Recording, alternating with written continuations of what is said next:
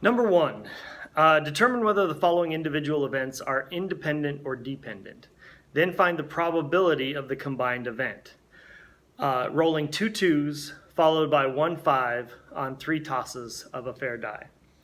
So remember that independent events are those where the occurrence of one event does not affect the probability of a second event.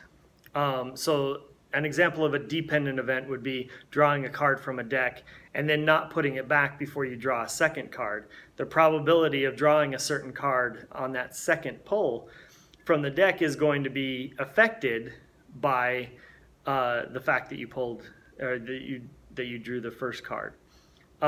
Independent events would be like this one, like rolling a die. What I roll on the second roll is not affected at all by what I rolled on the first roll. So these are independent events, and the way to find the probability here is to multiply the probability of each individual event together.